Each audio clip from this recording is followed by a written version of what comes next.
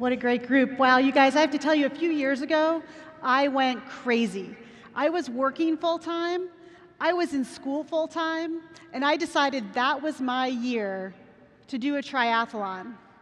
Not just any triathlon, no, because I'm not an underachiever. I decided to do an Ironman. Anybody else out there ever done an Ironman? Any hands up? I'll tell you what, folks, fewer than 0.1% of the world's population has done an Ironman distance event. So if you saw any hands go up, be sure to give them a high five when you're out and about at the conference. If you don't know what an Ironman is, let me just tell you quickly. Flip that slide. It's a 2.4-mile swim, followed by a 112-mile bike ride, and then a 26.2-mile run, a full marathon, all in one day, and they don't stop for lunch. You just go until you're done. Well, you're finance people, you might be doing the math in your head. That's a total of 140.6 miles, all in one day. And did I mention I was working full-time and I was in school full-time? I had two clients. One was going through an ICD-10 conversion, and I had never been that deep in codes before. I got to tell you, that was an education. The other client I was working with that year was the Department of Veterans Affairs in the claims area, a very complex and challenging environment, and doing incredibly important work. And I was writing my dissertation, and I had set up a pretty challenging research agenda that I was having trouble getting started on, just wasn't getting done. So it was a bit of a crazy year. I could tell you a lot of stories about that year, but that's actually a different talk altogether. What I'd like to share with you quickly is something that actually happened during the event itself. I got there in the morning, I did my swim, I was feeling strong, which was good, because my goal in a triathlon is always don't drown. If I don't drown, I think I've done a good job. So people say, well, what kind of time do you want to get? And I say, I just don't want to drown. I just want to get out of the water. So I actually did that, and I was feeling pretty good, and I went and I got on my bike, and I started to ride. Now, something happens in an endurance event. You start to settle in around the same people. They're around the same fitness, around the same speed as you, and you see them over and over again. It makes sense, right? You also see their supporters on the side of the road. I had 5 girlfriends there. They were cheering us on. Every time I saw them, my pedals would turn a little faster. There was someone in the group around me who had about 20 supporters, and they were phenomenal. They were out there every few miles cheering us all on. And at first we went by them, and I thought, oh, that's great. Somebody's got a lot of fans here. But then I noticed they were all waving signs. And the signs all said the same thing. The signs all said, you know why you're doing this. And I thought, well, that's cool. There's someone around me who knows why he's doing this. Awesome. And then as the miles went by, because did I mention 112 miles? As the miles went by and we saw this sign over and over again, I actually got a little annoyed, and I was like, I want to take this guy out, right? Because I have no idea why I'm doing this. I signed up to go 140.6 miles today, and I have no idea why. And at that moment, I started thinking to myself, like, this could be a problem, because I still have a full marathon to run, right?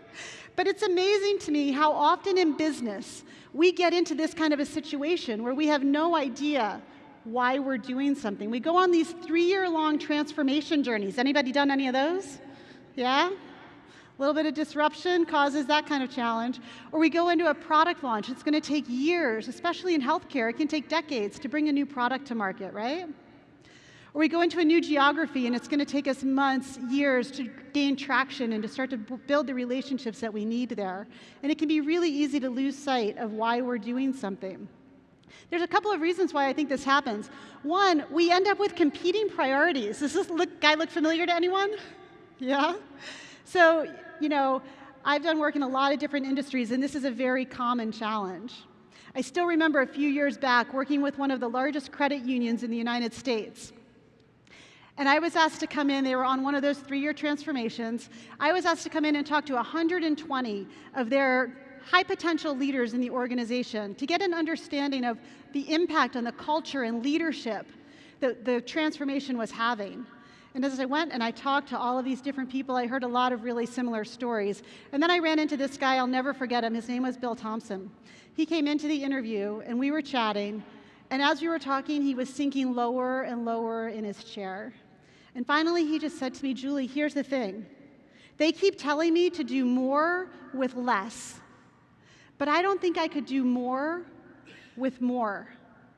Anybody ever felt that way? I couldn't do more with more. It's that downward spiral where you just start to feel like you can't even clear the space in your head to know what's most important to work on. We see it organizationally. Just a few weeks ago, I was brought into a client who's a technology provider, and they had just gone through a massive replatforming of their systems and had a miserable failure. Spoiler alert, they don't call me in when it goes well. Somebody do that for me someday, right? Julie, come on in. We had this great migration that just happened.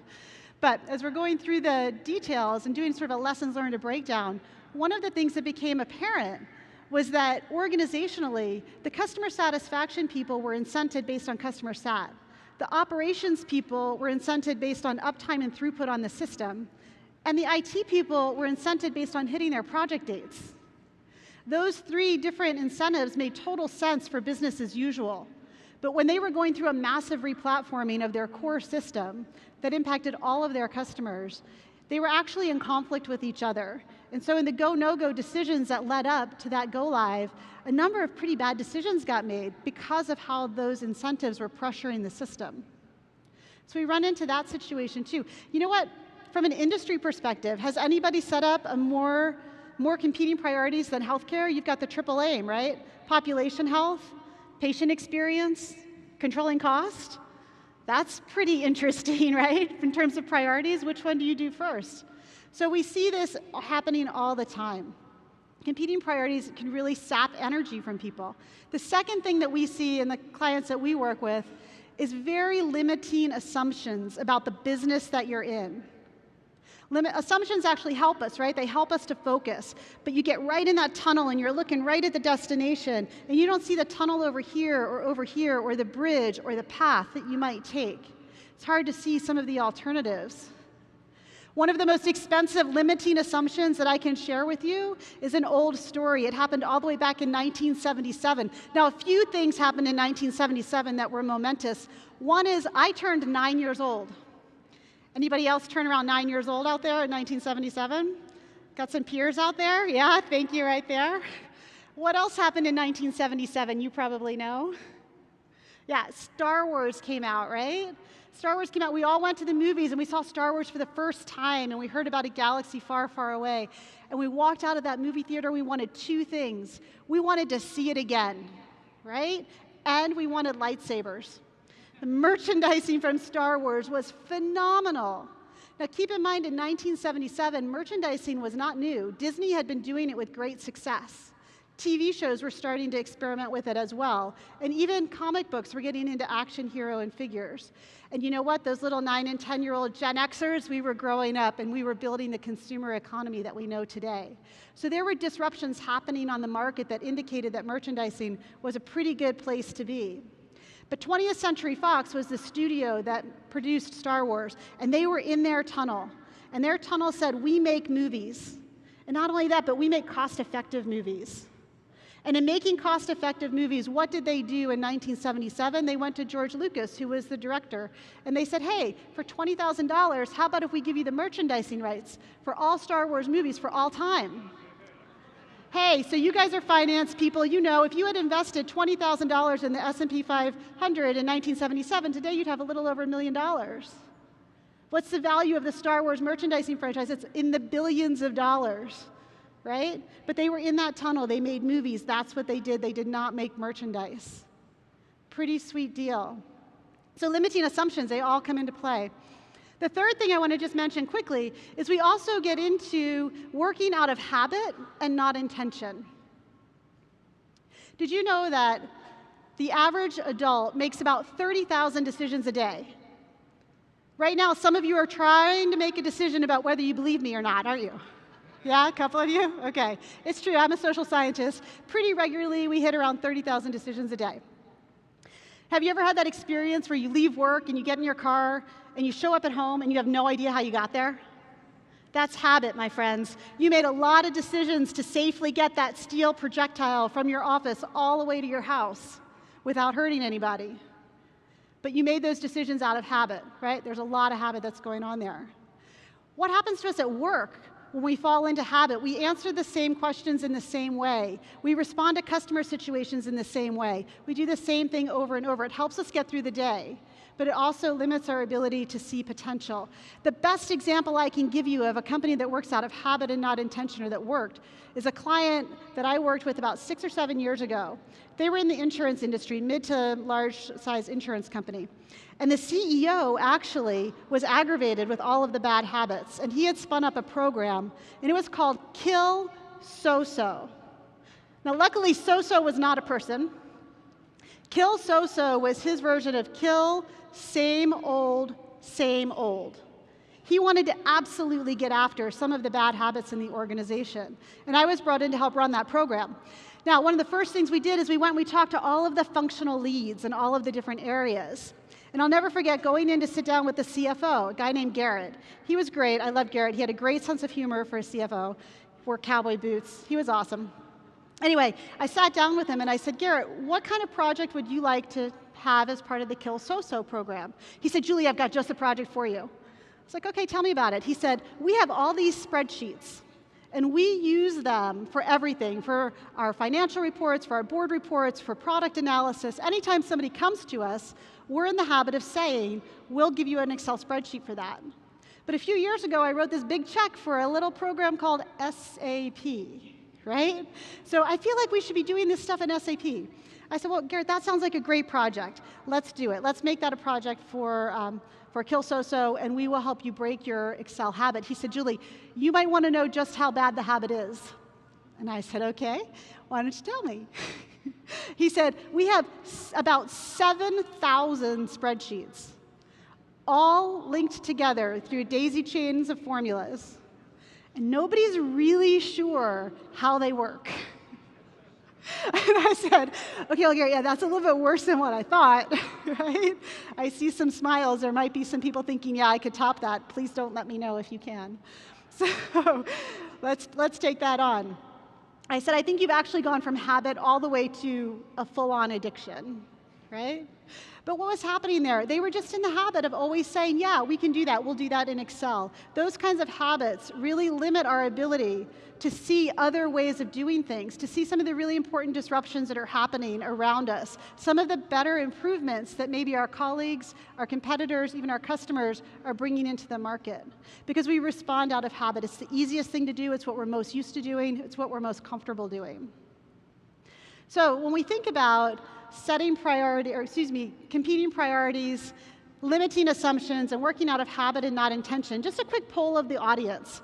How many people out there would say that competing priorities are the biggest challenge for you in your organization out of these three? Got a few hands coming up, yeah? How about limiting assumptions? Who thinks that's your biggest challenge? Got a couple of hands, yeah? How about working out of habit and not intention? Yeah, I think that might be actually the most. So all three of these are problems every day, right? They're kind of normal, everyday business challenges that we face. But when they all come together and you start to experience them at a magnitude that takes you out of any ability to see what's happening in your broader world, we start to see massively missed opportunities. We all know some of the case studies that we've seen most recently. Anybody brought their film down to the drugstore to get developed recently? Right? We just don't do that anymore. Kodak, Radio Shack, BlackBerry, all of these companies are struggling because, or are gone because they had all of these competing priorities. They had limiting assumptions, and they had a lot of habit rather than working out of intention. One of the most recent is Blockbuster, which was fully liquidated in 2013. You might not know the story of Blockbuster. Back in 1997, a guy named Reed Hastings walked into his local Blockbuster store and he returned a copy of Apollo 13 a few days late. And he was charged $40 for that transgression. And he was so annoyed by that he went out and later that year he founded Netflix. Yeah? So he grew Netflix over the next few years, and in 2000, it was a pretty good business. DVDs by mail, no charges. So that was Reed's big thing. And he went to Blockbuster and he said, hey, I've got this business. It's doing pretty well. Would you be interested in buying it? $50 million. And Blockbuster said, no, thank you. Now, legitimately, they had a lot of competing priorities. They were trying to go global. They were changing their store footprint. They were doing some other things locally in the US that had their attention. They also had some very limiting assumptions about the customer experience. They really believed that that process of going to the store and up and down the aisles with your significant other or your family and looking at the DVDs, comparing them, choosing your movie. They were probably VCRs back then. Yeah, but you get the point. Think about it, they had a real assumption that the store experience was very important to their customers. And they were in some pretty interesting habits around finances and how they really looked at their financials. They valued their stores based on movie rentals, product sales. Admit it, you bought the giant box of tamales at least once, right? Yeah, we all did that. And also late fees. And a channel that didn't have two of those three was very difficult for them in terms of how they normally valued revenue and channels. So they passed on that opportunity. We all know the story. By 2007, Blockbuster had peaked at about 9,000 stores, 60,000 employees, about $4 billion in market cap. And by 2013, a short 9 years later, the last of their stores was fully liquidated. They were trapped in that cycle with those three challenges that we just talked about. In the meantime, Netflix has continued to reinvent itself over and over again, and we've seen some really interesting things coming out as a result. So for my colleagues and myself, one of the big questions was, what does it take to be a company like Netflix instead of a company like Blockbuster? How do we break out of these cycles of competing priorities and limiting assumptions and the habits that we all get into? What's the secret sauce of companies that are able to do that on a regular basis? One of the things we found is that companies who are able to routinely look around and understand the disruption and then bring their core capabilities together with that are able to create more value, and they find solutions that matter more. And it's at that intersection of what you do best and what's happening around you that you find that value, that you find that you're able to unlock that. As we think about that intersection, what we're looking at is where you create more value. And as I said, where you create solutions that truly matter more. And if you can envision two intersecting circles, Netflix sort of sits in the middle there. And I think Kodak, Blockbuster, and others, they stayed too far in their core competencies. They got too comfortable there. Other companies are able to stay too far to the right and deep in disruption, but that might not apply to many of you because you still have to be able to produce for your customers today. So finding that intersection is where we were just fascinated with our research to discover what is it that companies do that help with that, that can help them with that. We found about a dozen behaviors. I'm not going to go through all of those today. I'm going to pick three that I think are most important to the healthcare industry today and what you're trying to work on. The first of those behaviors is this ability to see the whole board, to pick your head up and look around and know what's going on more broadly. How many of you flew in today? A lot of people. What do you dread the most when you drive to the airport? Like you're driving to the airport and you think, this is going to be the worst part of my day. It's a security line, right? Like going through TSA, going through security, it's just like such a travesty these days. Did you know there's going to be about 740 million passengers traveling through US airports this year? That's a 97 million passenger increase over last year, about 15%. Here's another stat for you. American Airlines between January and May of this year estimates that 70,000 passengers and 40,000 bags either missed their flights or were delayed because of problems in security screening.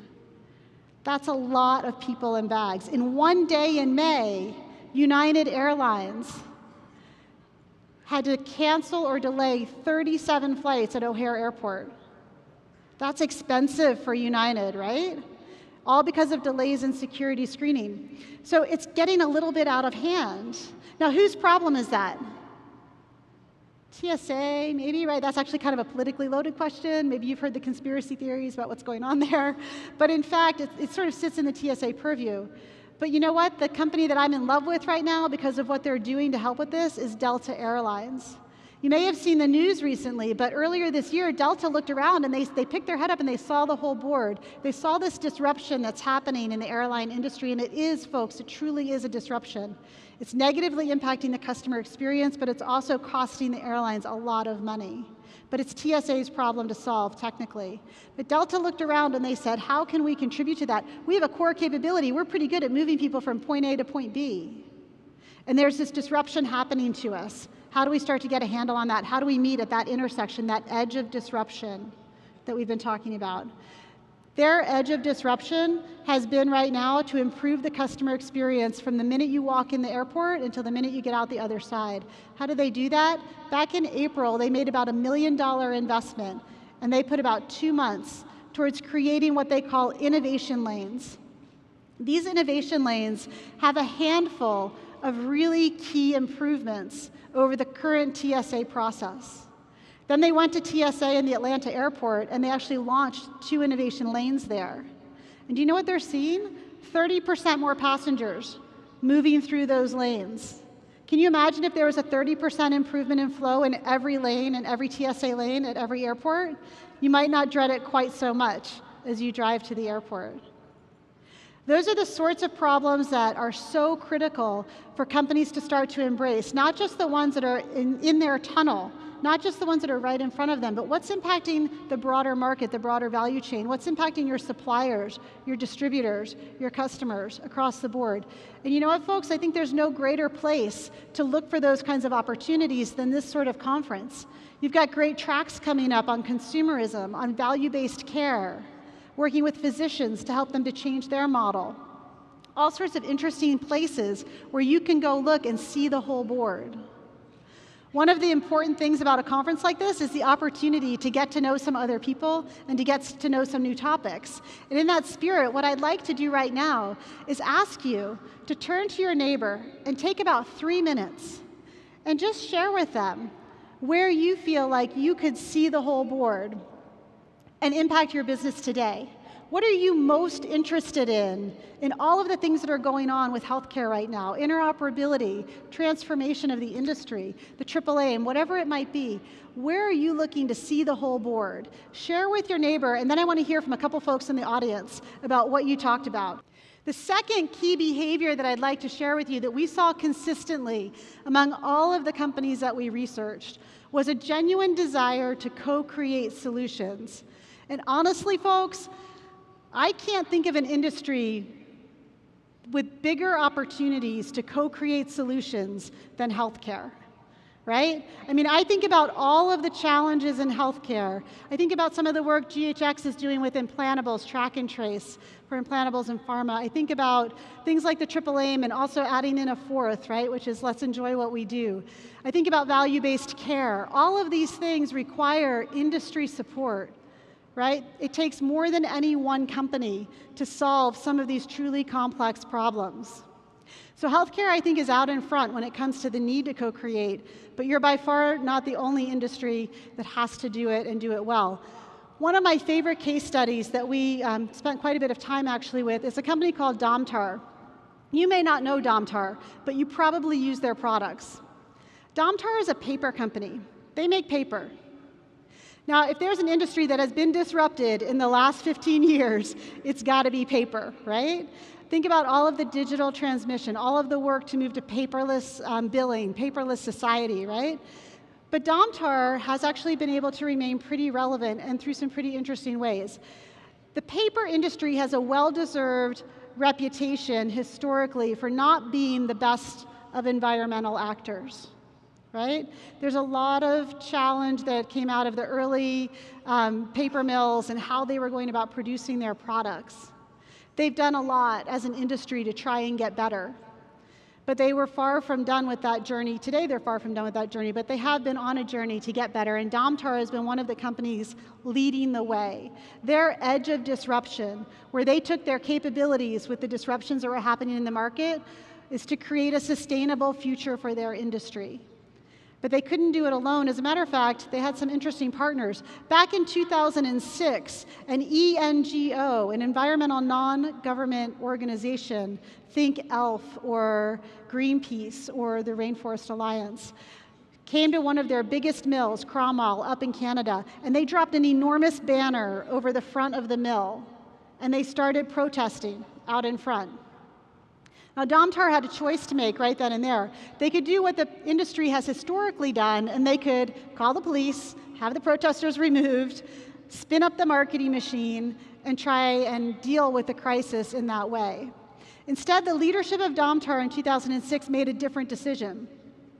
They decided that it was time to create that sustainable future. And they actually went out the door literally that day, but they also went out figuratively out the door, and they invited in the people who were most combative with them, the ENGOs. They invited them to the table to co-create a solution for a sustainable future. Today, Domtar produces Earth Choice paper, which you may have seen in Best Buy or Office Max. It is the only paper product like its kind certified by the World Wildlife Foundation, also by the Forest Stewardship Council, as being sustainably produced in their industry. They could not have accomplished that if they had not opened up the doors, not only to the ENGOs, but also to some of their competitors, their suppliers, and their distributors like Best Buy and Office Max, who had to be brought along to be convinced that they could sell an Earth Choice type product. Creating a sustainable future for the paper industry was not any one company's job, nor was it possible for any one company. And they had to partner with some pretty interesting groups in order to accomplish the goal that they've achieved today, which is to have a fully sustainable and recyclable product in the Earth Choice family. So it's a pretty interesting case study. I think, though, that healthcare has some equally interesting and just fascinating opportunities. Again, this is the place, this is the conference, these are the days over the next few days that you have the opportunity to make the connections, to elevate your relationships with the right people, to help you to find the opportunities where you can co-create. So similar to just a minute ago, what I'd love to let you do is take about 3 or 4 minutes, talk with your neighbor, and I would love for you to share with them, where do you have an opportunity to co-create a solution? The third one, I think, is actually the most important and the most interesting. And this behavior we saw consistently across almost every company that we worked with. And that was quite simply to choose optimism. Choose optimism. And people will say to me, oh, Julie, I don't know about that. Like, I'm not an optimistic person, they say. If you're not fundamentally optimistic about what you're doing, then it's very difficult to encourage people to co-create with you. And it becomes very difficult to see the whole board. So all of these things are somewhat reinforcing. But I would also suggest that what we can all learn to do is to ask the optimistic questions. We can learn to ask optimistic questions instead of pessimistic questions. Optimistic questions are the questions that say, how do I work with this? How do I accelerate disruption? How do I go out into my customers, my suppliers, my distributors, and work with them in different ways? How do I move forward?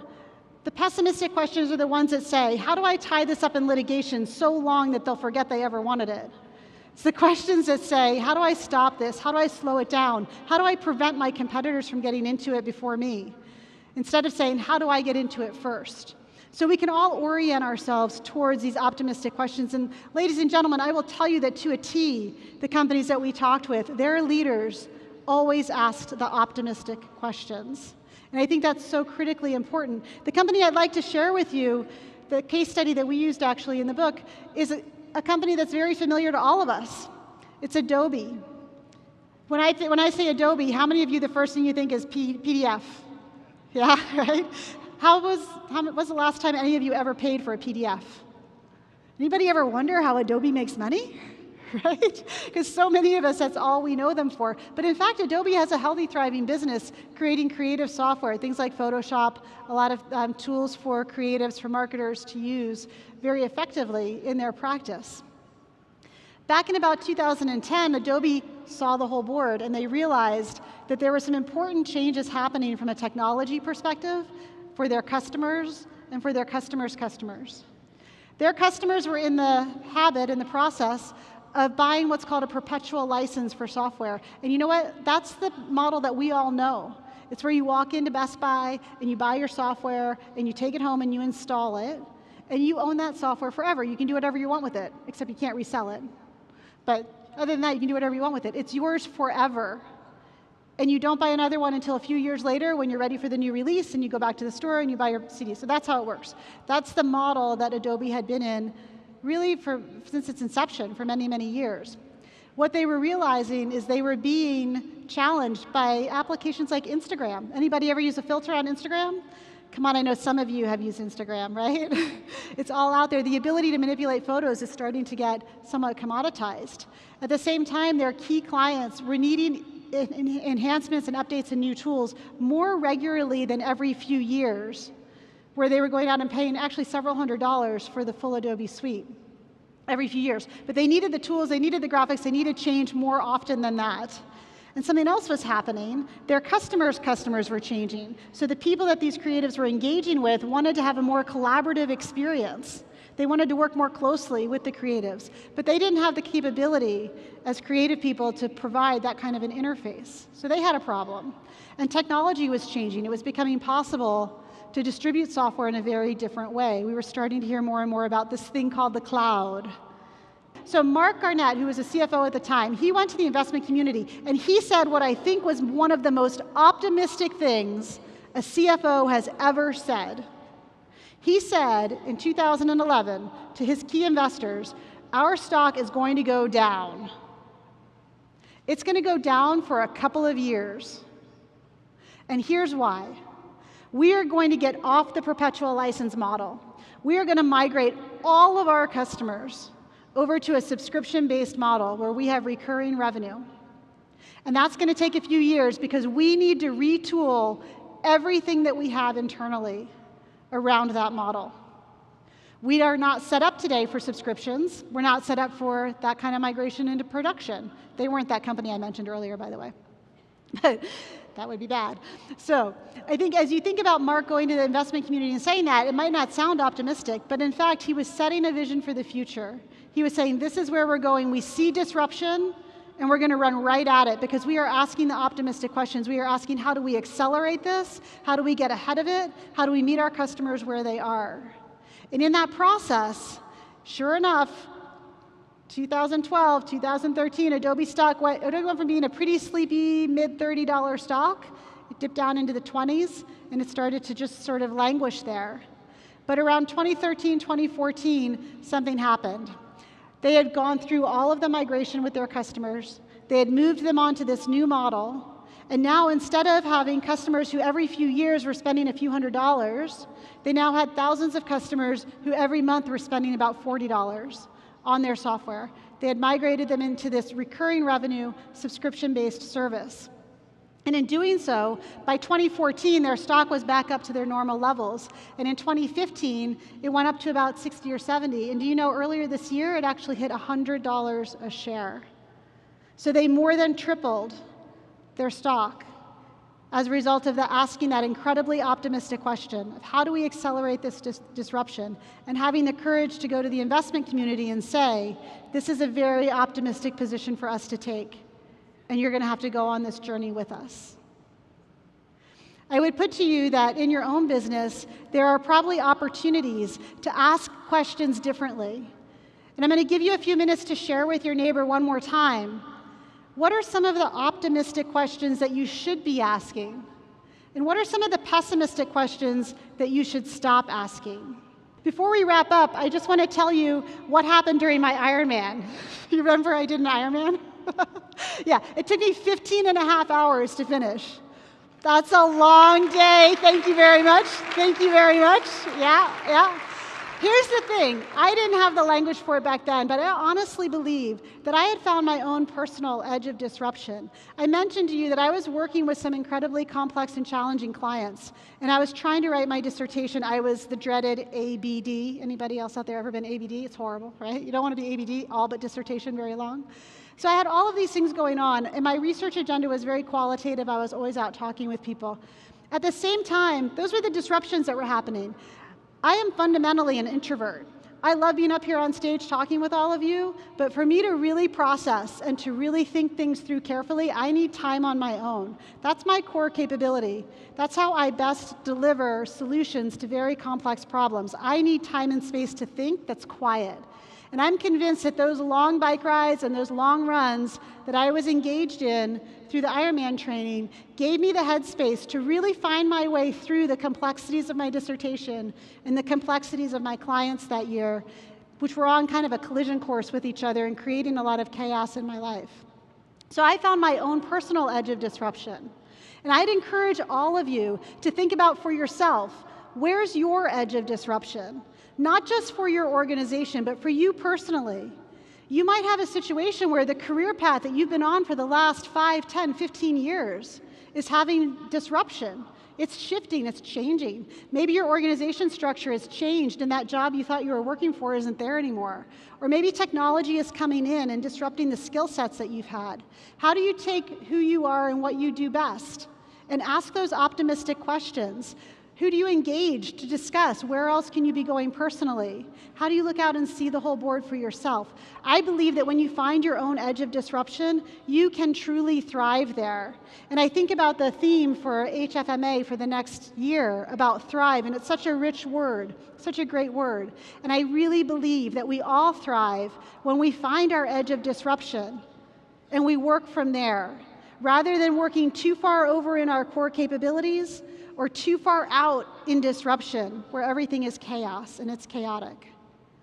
So my request to you as you go forward is if you decide to go in pursuit of your own personal edge of disruption or for your organization, let me know how it goes. I would love to chat. Reach out anytime. And if you ever decide to do an Ironman, let me know.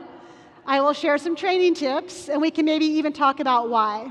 Thank you very much. I hope you have a great conference. I look forward to maybe meeting you at the Relay Health station.